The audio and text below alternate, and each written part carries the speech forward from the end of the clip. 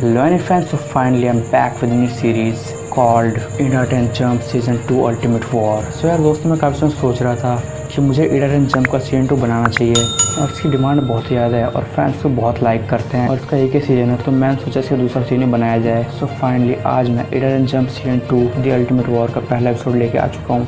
सो बिना और कोई देर के वीडियो शुरू करते हैं।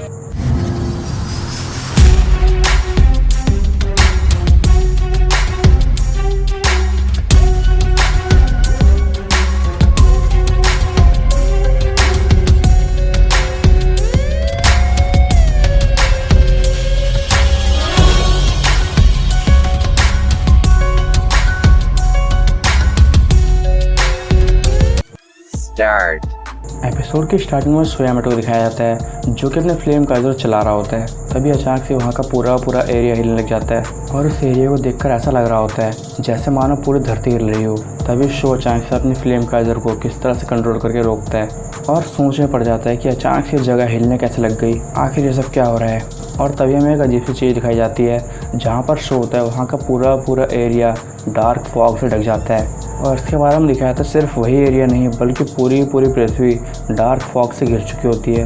यही सीन चेंज होता है और हमें मकोटो को दिखाया जाता है जो कि अपने घर के बाहर होती है और वो भी हैरान होती है इस पूरे डार्क फॉग को देखकर जो कि हर जगह पर छा चुका है। तभी मकोटो कहती है आखिर एक काले बादल कहाँ से आ गए, इतना डार्क फॉग तो मैंने आज तक नहीं देखा यहाँ पर। इतने में क्योजी मकोटो के पास आता है और उसे देखकर भी साफ पता लग रहा होता है कि वो इन सब चीज़ों को देखकर काफ़ी हैरान है। इतने में यहाँ पर भी सीन चेंज होता है और हमें गाबू और टाइगर को दिखाया जाता है और उन दोनों को देखकर भी साफ पता लग रहा होता है कि वो दोनों भी ये सब देखकर काफ़ी हैरान है। और यहीं पर सीन दोबारा शिफ्ट होता है सोयामोटो की तरफ और हमें सोयामोटो को दिखाया जाता है और शो कहता है अब ये क्या मुसीबत है, मेरे समझ में नहीं आ रहा कि ये सब हो क्या रहा है। तभी सडनली में दिखाया जाता है कि सोयामोटो के सामने एक डार्क फॉग क्रिएट होने लग जाता है और शो सोचते हैं तो वही डार्क फॉग लग रहा है जो कि मुझे एक्स जोन में ले गया था। और शो कहता है एक्स जोन में सब कुछ ठीक हो चुका है, तो भले डार्क फॉग यहाँ पर वापस कैसे क्रिएट हो सकता है। और इससे पहले कि शो सिचुएशन को समझ पाता है उस क्लाउड से कुछ शख्स बाहर आ रहा होता है। शो कहता है भले ये कौन बाहर आ रहा है और तभी में दिखाया जाता है वो शख्स कोई और नहीं बल्कि तकेशी यामाटो होते हैं, शो यामाटो के डैड, जिनकी हालत कुछ ठीक नहीं होती है। और शो अपने डैड को बुरी हालत में देखकर काफ़ी हैरान होता है और पल भर के लिए तो शो को यकीन नहीं होता कि उसके डैड बहुत ही बुरी हालत में है। और शो अपने डैड के पास तुरंत भाग के जाता है और कहता है डैड आपकी हालत कैसे हो गई, आप तो एक्स जोन में थे ना, तो भला यहाँ पर अचानक से कैसे, और वो भी इस हालत में। इससे पहले शो के डैड कुछ बोल पाते वो बेहोश हो जाते हैं। दोस्तों यहाँ पर सीन फिर से चेंज होता है और हमें क्योची और मकोटो को दिखाया जाता है और क्योची कहता है मकोटो ये डार्क फॉग तो मुझे एक्स जोन के फॉग की याद दिला रहा है। यही मकोटो कहते हैं सही कहा क्योची, मुझे भी एक्स जोन के फॉग की तरह लग रहा है। तभी क्योची कहता मुझे लगता है कि हमें शो और बाकी सभी से मिलना चाहिए। इतने में क्योची और मकोटो दोनों की बाइक अचानक से चमकने लग जाती है। तभी दोनों अपनी बाइक्स को देखते हैं और मकोटो क्योची से पूछते हैं क्योची आखिर सब क्या हो रहा है और ये बाइक अचानक से कैसे चमकने लग गई। क्योची कहता है पता नहीं, लेकिन मुझे लगता है कि हमें एक बार शो से मिलना चाहिए और देखना चाहिए कि कहीं उसकी फ्लेम काइजर भी इस तरह से नहीं चमक रही है। फोटो कहते ठीक है और तभी वो दोनों अपनी इडाटन बाइक्स पर शो के घर के लिए निकल जाते हैं। इतने में सीन यहाँ पर भी चेंज होता है और हमें गाबू और टाइगर को दोबारा से दिखाया जाता है। टाइगर गाबू से कहता है भला इडाटन बाइक कैसे चमकने लग गई। इतने में गाबू टाइगर से कहता है टाइगर मुझे ये सब कुछ नहीं पता कि अचानक से ये बाइक्स कैसे चमकने लग गई, पहले अचानक से इतना सारा डार्क फॉग और अब ये बाइक का चमकना, ये सब बड़ा अजीब है। तभी टाइगर कहता है हो सकता है कि शो को इन सब के बारे में पता हो क्योंकि वह एक्स जोन में हमसे काफ़ी ज़्यादा समय तक था। गाबू कहता है हो सकता है। तभी टाइगर कहता है मुझे लगता है कि हमें एक बार जाकर शो से मिलना चाहिए।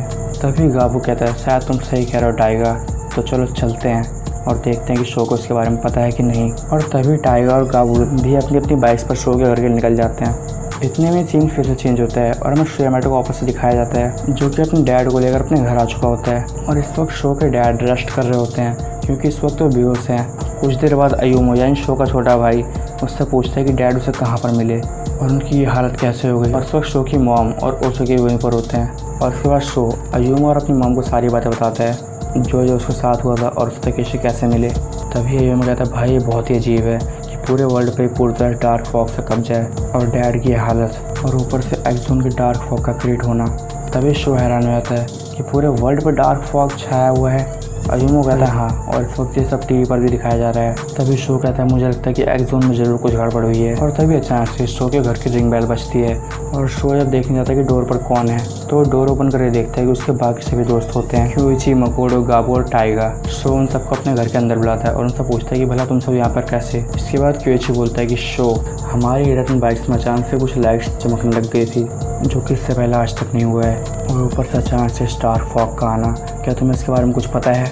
तभी शो कहता है ऐसा तो फ्लेम काइजर साथ भी हुआ था कि कुछ देर पहले फ्लेम काइजर भी अचानक चमकने लगी थी। इसके बाद अयूमो भी कहता है कि उसकी बाइक में अचानक से कोई लाइट चमकी थी। शो कहता है अयूमो, तुम्हारी बाइक में भी लाइट चमक रही थी?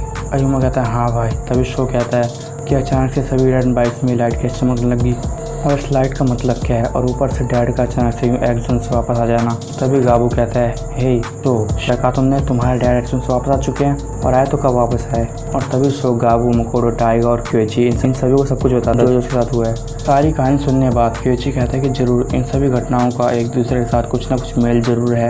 शो कहता है मुझे भी यही लगता है, लेकिन डैड जब तक होश में नहीं आए थे तब तक कुछ कहना सही नहीं होगा। क्योइची कहता है तुम ठीक कह रहे हो, अभी ये सब तो तुम्हारे डैड के होश में आने के बाद ही पता लगेगा कि आखिर सब चल क्या रहा है। और तभी में दिखाया जाता है कि लगभग 6 घंटे बीतने के बाद शो के डैड को होश आता है, और उस वक्त शो और बाकी सभी भी उसी कमरे में होते हैं तकेशी के साथ। तभी शो देखता है कि उसके डैड को होश आ रहा है और अपने डैड से कह रहा है डैड आपको होश आ गया? मैं तो डर ही गया था जब आपको ऐसी हालत में देखा। तभी उसके डैड यानी तकेशी यामाटो कहते हैं चिंता मत करो शो, अब मैं पूरी तरह ठीक हूँ। तभी लगभग 4-5 मिनट बीतने के बाद शो अपने डैड से पूछता है डैड आप भला यहाँ कैसे, और आपकी हालत किसने की, क्योंकि आप तो एक्स जोन में थे। तभी शो के डैड बताते हैं कि अब एक्स जोन में कुछ भी पहले जैसा नहीं रहा, वहाँ के हालात अब बहुत ज़्यादा ही ख़राब हो चुके हैं। तभी शो कहता है मगर डैड एक्स जोन में सब कुछ ठीक हो चुका था, तो भला अचानक से वहाँ के सारे हालात कैसे ख़राब हो सकते हैं? तभी शो के डैडी कहते हैं शो तुम्हें पता है कि ह्यूमन वर्ल्ड के मुकाबले एक्स जोन में टाइम बहुत ही तेज़ी से बीतता है। शो कहता है हाँ, मगर एक्स जोन के हालातों से उसका क्या लेना देना? शो के डैडी कहते हैं बेटा लेना देना है, जब एक्स जोन में सब कुछ ठीक चल रहा था तब लंबे समय तक एक्स जोन के लोग अमन और शांति से रह रहे थे, मगर एक दिन अचानक से इम्पीरियल एक्स गायब हो गई। और जैसे शो के डैडी कहते हैं कि इम्पीरियल एक्स गायब हो चुकी है, वहाँ पर जितने भी लोग होते हैं ये बात सुनकर बहुत ही हैरान होते हैं। तभी क्योइची कहता है मगर इम्पीरियल एक्स कैसे गायब हो सकती है? जहाँ तक मुझे पता है इम्पीरियल एक्स काफ़ी कड़ी सिक्योरिटी में रहती है। शो के डैडी कहता है हाँ क्योइची तुमने बिल्कुल सही कहा, इम्पीरियल एक्स काफ़ी कड़ी सिक्योरिटी में थी, मगर पता नहीं एक दिन अचानक से कुछ राइडर्स ने एक्स जोन के इलाकों में तबाही मचाना शुरू कर दिया, जिसके कारण एक्स जोन के लोगों को काफ़ी प्रॉब्लम फेस करनी पड़ रही थी। और इसीलिए मैंने कोई और आर्थर को ये सब पता लगाने के लिए कहा कि आखिर वो राइडर्स हैं कौन जो कि एक्स जोन में तबाही मचा रहे हैं। मगर लंबे समय तक हमें उनका कोई सुराग नहीं मिला और हमें उनका पता भी नहीं लग पाया, क्योंकि जब भी कोई राइडर वहाँ उनका पता लगाने जाता तो वो राइडर्स अचानक से वहाँ से गायब हो जाते, जिसकी वजह से उनके बारे में कोई भी डिटेल निकालना बहुत ही मुश्किल था। और इसी वजह से मुझे और भी राइडर्स उन अननोन राइडर्स के बारे में पता लगाने के लिए भेजना पड़ा, जिसकी वजह से इम्पीरियल एक्स की सिक्योरिटी थोड़ी कम हो गई थी। और शायद उन राइडर्स को इसी मौके का इंतजार था, लेकिन पता नहीं कैसे उन राइडर्स ने इम्पीरियल टावर पर अटैक किया और इम्पीरियल एक्स को चुरा कर वहाँ से ले गए। और जब मुझे इस बात का पता लगा कि इम्पीरियल एक्स चोरी हो चुकी है, तब मैंने डिसाइड किया कि मैं जाकर इम्पीरियल एक्स का पता खुद लगाऊंगा और साथ ही साथ उन राइडर्स का भी। और जब मैंने उनका पता लगाने की कोशिश की तो मुझे पता चला कि वो राइडर्स अपने आप को डार्क राइडर्स कहते हैं। इतने में क्योइची कहता डार्क राइडर्स, तो क्या ये डार्क राइडर्स जो हैं कहीं डार्क एम्बलम के कंट्रोल में आने बात तो डार्क राइडर्स नहीं बने हैं? तभी शो के डैड कहते हैं हो सकता है, लेकिन मैं इस बारे में कुछ कह नहीं सकता कि वो डार्क राइडर्स डार्क एम्बलम की वजह से आए हैं या फिर किसी और वजह से।